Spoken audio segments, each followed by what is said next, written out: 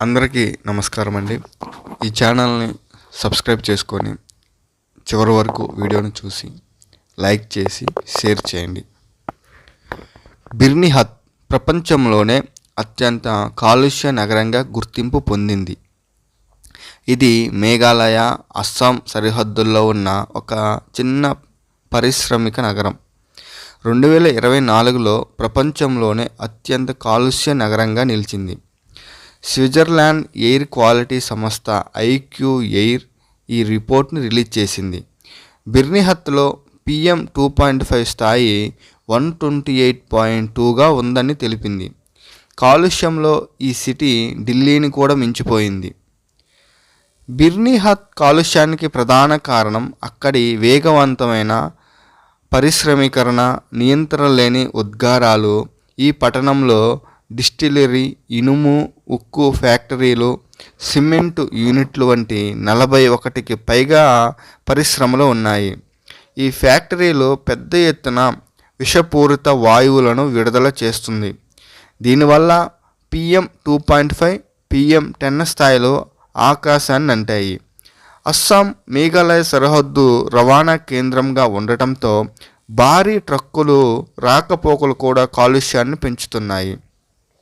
దీనికి తోడు స్థానికంగా కాలుష్య నియంత్రణ అథారిటీ లేకపోవటం, షిల్లాంగ్ నుంచి 70 కిలోమీటర్ల దూరంలో ఉన్న అధికారులు అప్పుడప్పుడు మాత్రమే తనిఖీలు చేయటం వంటివి సమస్యను తీవ్రంగా చేస్తుంది.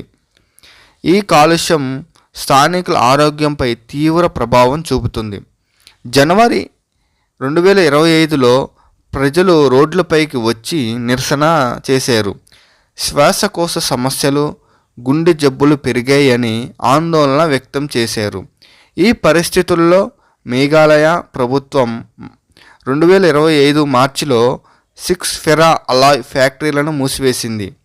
ఈ యూనిట్లు పర్యావరణ నిబంధనలను ఉల్లంఘించాయని, కాలుష్యానికి ప్రధాన కారణమని తేలింది. ముఖ్యమంత్రి కాన్రాడ్ సంగ్మా అస్సాంతో కలిసి సమన్వయ చర్యలు చేపట్టాలని పిలుపునిచ్చారు. IQ air world air quality report 2024 138 దేశాల్లో 40,000 ఎయిర్ క్వాలిటీ మానిటరింగ్ స్టేషన్ల డేటా ఆధారంగా రూపొందించింది. ఈ నివేదికలో భారతదేశంలో 13 నగరాలు ప్రపంచంలోనే 20 అత్యంత కాలుష్య నగరాల జాబితాలో చేరాయి. బిర్నిహత్ మొదటి స్థానంలో నిలిచింది. ఈ రిపోర్టు వచ్చిన తర్వాతే ప్రభుత్వం చర్యలు తీసుకోవటం మొదలుపెట్టింది. ఇప్పుడు కాలుష్య నియంత్రణ బోర్డుకు ఆకస్మిక తనిఖీలు, కఠిన చర్యలు తీసుకోవాలని ఆదేశాలు జారీ అయ్యాయి. విచిత్రం ఏమిటంటే మేఘాలయ, అస్సాం రాష్ట్రాల్లో దట్టమైన అడవులు, పర్వతాలు, పచ్చని ప్రకృతి ఉంది. అలాంటి చోట ఉన్న నగరం కాస్త కాలుష్య జాబితాలో నిలవడమే కాకుండా ప్రపంచంలోనే అత్యంత కాలుష్య నగరంగా మారటం విచారకరమే. కేంద్ర ప్రభుత్వం, రాష్ట్ర ప్రభుత్వాలు కాలుష్యాన్ని తీవ్రంగా తీసుకోవాల్సిన అవసరం ఉంది. ఇప్పటి నుంచే చర్యలు తీసుకోకపోతే అభివృద్ధి చెందుతున్న దేశమైన భారత్ సమీప భవిష్యత్తులో మరింత ఎక్కువ కాలుష్యంతో ప్రపంచ దేశాల దృష్టిలో బ్యాడ్ నేమ్ తెచ్చుకునే పరిస్థితి రావచ్చు.